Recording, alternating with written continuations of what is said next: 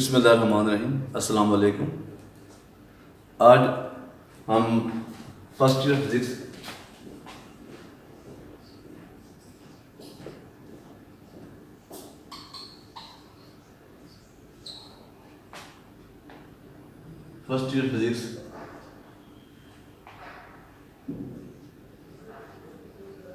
Lecture number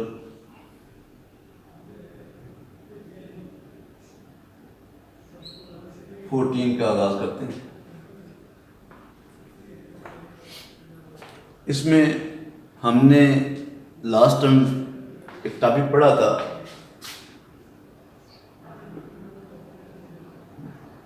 dimension of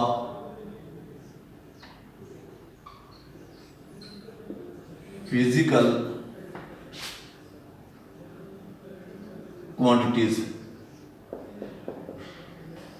dimension of physical quantities, उसमें हमने बात की थी एप्लीकेशन के डायमेंशन ऑफ फिजिकल क्वांटिटी जो है इसकी एप्लीकेशन। इसमें फर्स्ट जो थी वो थी checking the homogeneity of equation, दूसरी थी ड्राइविंग द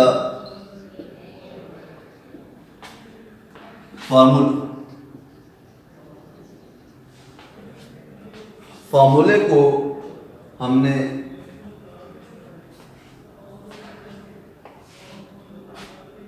ड्राइव करना है, deriving A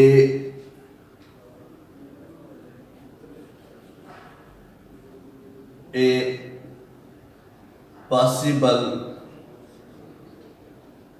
formula. Checking the homogeneity को हमने डिस्कस कर लिया था। ड्राइविंग ए फार्मूला जो है आज हम इस पे बात करते हैं। इसमें एग्जाम्पल है 1.5 एग्जाम्पल है आपकी बुक में, और इस एग्जाम्पल में लिखा हुआ है कि जो टाइम पीरियड है, टाइम पीरियड जो है वो डिपेंड करता है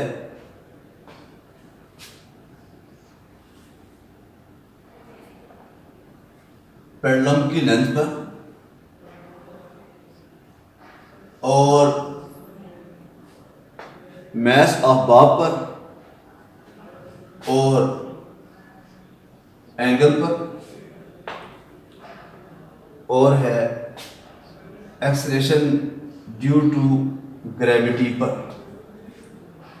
टाइम पीरियड जो है वो यहाँ पर डिपेंड कर रहा है लेंथ पर, मैस पर, एंगल पर और एक्सेलरेशन ड्यू टू ग्रेविटी पर। यहाँ पर जब भी आपने कोई फॉर्मूला बनाना है with the help of dimension analysis, तो आपने जितने पॉसिबल फैक्टर्स हैं उनको आपने देख लेना है कि कौन कौन से फैक्टर्स हैं यहाँ पर जो है जो टाइम पीरियड उन पर डिपेंड कर रहे हैं। यहाँ पर आप देखें कि मैं अगर इन सब z को बाई कंबाइनिंग above रिजल्ट्स, इन सब रिजल्ट्स को आप कंबाइन करते हैं, तो कंबाइन किया जाए तो ये क्या होगा, T is proportional to L M theta और G। T is equal to L M theta और जी इन पर डिपेंड कर। अब यहाँ हमने शुरू से 9th से ही ये पढ़ना शुरू किया था कि जब भी आप इस प्रोपोर्शनल के साइन को जब भी आप इक्वलिटी में कन्वर्ट करते हैं, जब भी हम प्रोपोर्शनल के साइन को इक्वलिटी में कन्वर्ट करते हैं तो कांस्टेंट लगाया जाता है यहाँ पर। तो ये हमारे पास जो है, अब ये हमारे पास इक्वेशन बन जाती है। हम इस इक्वेशन में हम सपोज कर लेते हैं, suppose A B C D be the exponent of L M theta G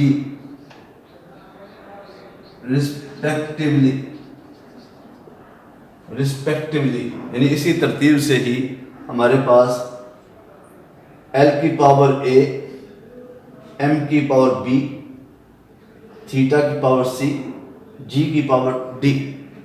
तो यूं हमारे पास ये क्या आएगा, T is equal to constant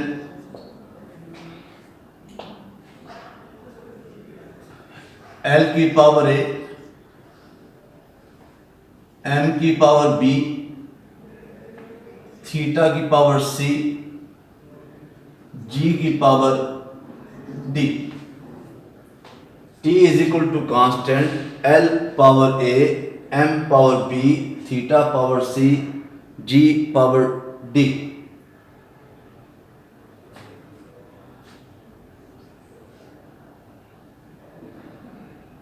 Now we write above equation in dimension form। Now we write above equation in dimension form। तो हमने इस इक्वेशन को अब डायमेंशन की फॉर्म में लिखा, तो ये क्या होगा, t की डायमेंशन इक्वल टू कांस्टेंट, उसी तरह से L की डायमेंशन, M की डायमेंशन, थीटा की डायमेंशन और G की डायमेंशन।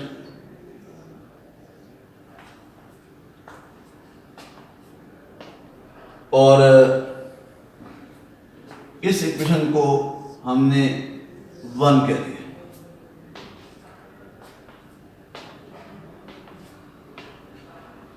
यहां पर आप देखें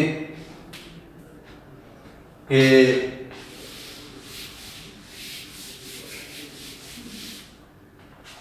यहां पर आप देखें कि जो t है, जो t है इसकी डायमेंशन जो है वो क्या आ जाती है, t की डायमेंशन जो है वो है वो t ही रहेगी, is equal to constant L है, L की डायमेंशन कैपिटल L, M की डायमेंशन कैपिटल M, थीटा की डायमेंशन L इनवर्स और G है, G की डायमेंशन क्या होगी, LT-2। ये हमारे पास है। तो इस इक्वेशन को मैं लिख सकता हूं यहां पर T constant L power A M power B L power C L power -C L power D T power -2D। हमने इन सब को अलग अलग लिख लिया। L की पावर A, M की पावर B, L की पावर C, L की पावर -C, L की पावर यहां पर है D, L की पावर है D, T की पावर है -2D। ये हमारे पास है। आपको याद होगा 6-7 क्लास में था, आपने पढ़ा था कि अगर x की पावर A, x की पावर B, x की पावर C हो तो जब आप x सिंगल लिखते हैं तो आप इन सब वैल्यूज को क्या करते हैं, ऐड कर लेते हैं। x की power A B plus C, x की पावर A प्लस x की पावर B प्लस x की पावर C। तो ये हमारे पास है। तो यहां पर भी हमारे पास L है, ये L है, ये L है और ये L है। तो हमने इन सब को कंबाइन कर दिया। कांस्टेंट L की पावर A, अगर बेस सेम हो तो उनकी पावर जो है हमेशा ऐड होगी। तो L की पावर A, L की पावर C, L की पावर -C, L की पावर D। और यहां पर M जो है M की पावर B और T -2D। अब आप देखें कि हमने यहां पर T equal to constant L की पावर A -D, M की पावर B, T की पावर -2D। यार जब भी हमने कंपेयर करना हो, comparing the exponent of L, M and T on both sides, जब भी हमने इनकी पावर को आपने कंपेयर करना है। लेकिन यहां पर L है, यहां पर M है, यहां पर T है, तो यहां पर सिर्फ T है। तो फिर आपको यहां पर अपने पास से L की पावर 0, M की पावर 0, आपको पता है जिस चीज की पावर 0 होती है वो 1 के इक्वल होता है। तो इसलिए अब देखें, अब हम इसको आसानी के साथ कंपेयर कर सकते हैं L की पावर को, M की पावर को और T की पावर को। L की पावर 0, तो यहां पर क्या होगा, 0 is equal to A - T। यहां पर ये जो है ये D की पावर प्लस L की पावर प्लस D है, तो ये प्लस होगा, ये प्लस होगा, ये भी प्लस होगा, ठीक है, क्योंकि L की पावर ये D आ रही है और D प्लस में है तो पॉजिटिव आ रहा है, तो ये हमारे पास ये पॉजिटिव आ गया। फिर यहां पर है M की पावर 0, इधर M की पावर क्या है, B। यहां पर है T है और T की पावर है 1, तो 1 इज इक्वल टू -2d। ये -2 है, ये d के साथ मल्टीप्लाई हो रहा है, हम इसको इधर ले आते हैं तो ये क्या होगा, this implies that d is equal to -1/2। d is equal to -1/2, ये हमारे पास है। और यहां से इस इक्वेशन से 0 is equal to a plus d, तो ये हमारे पास 0 इज इक्वल टू a -1/2, तो a इज इक्वल टू क्या होगा, 1/2।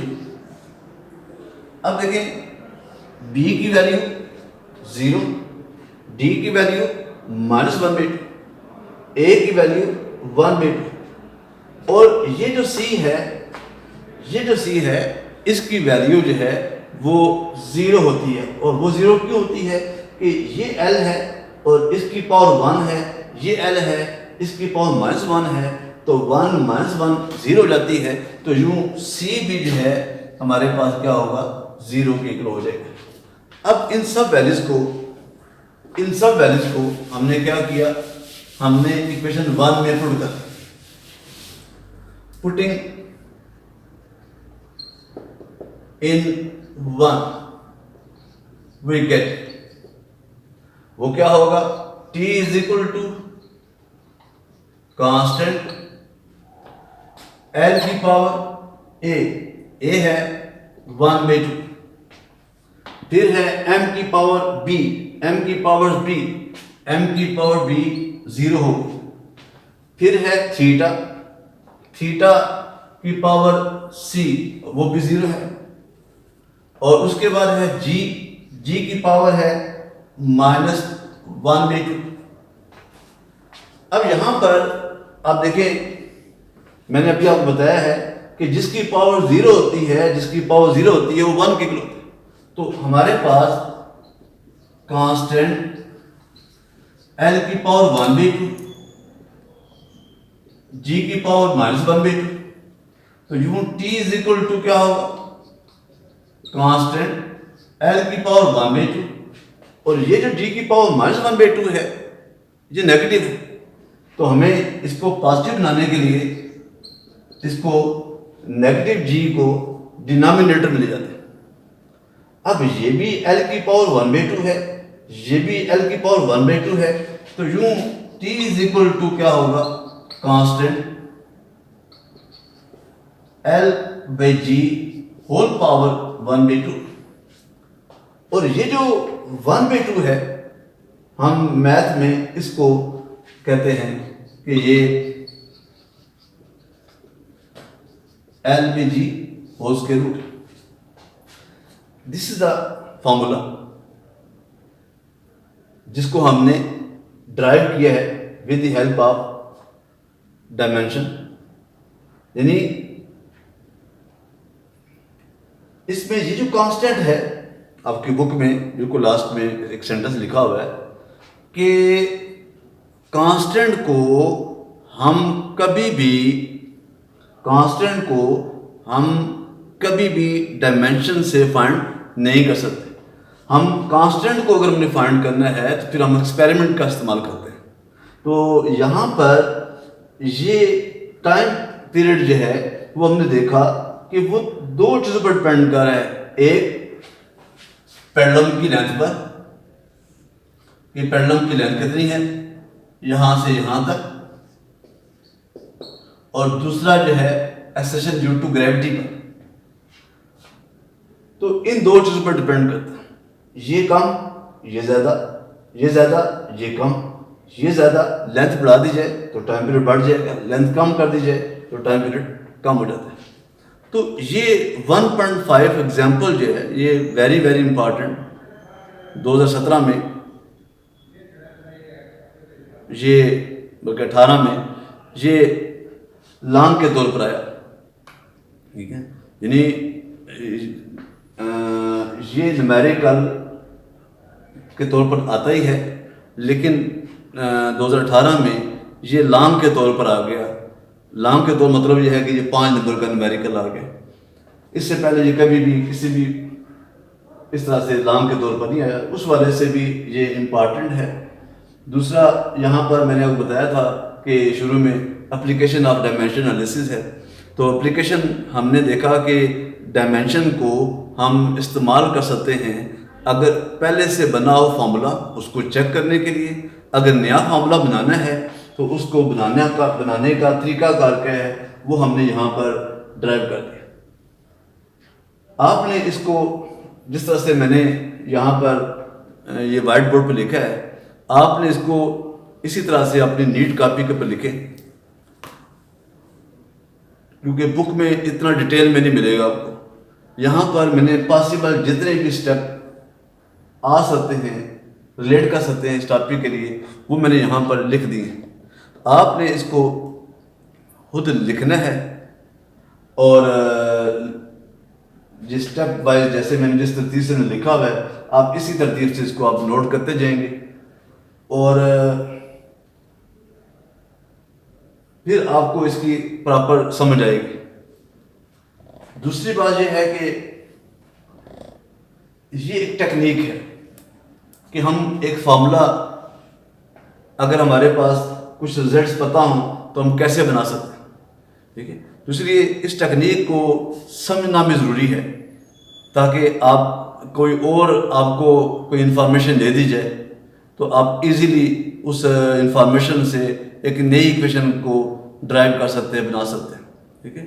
तो इसी तरह से हम नेक्स्ट भी इसी चैप्टर के न्यूमेरिकल करेंगे। जो नेक्स्ट आने वाले टॉपिक जो लेक्चर होंगे उसमें हम इस चैप्टर के न्यूमेरिकल करेंगे। तो न्यूमेरिकल के दौरान आपने ये करना होगा कि आप अपने पास एक अपनी नीट कॉपी बनाएंगे।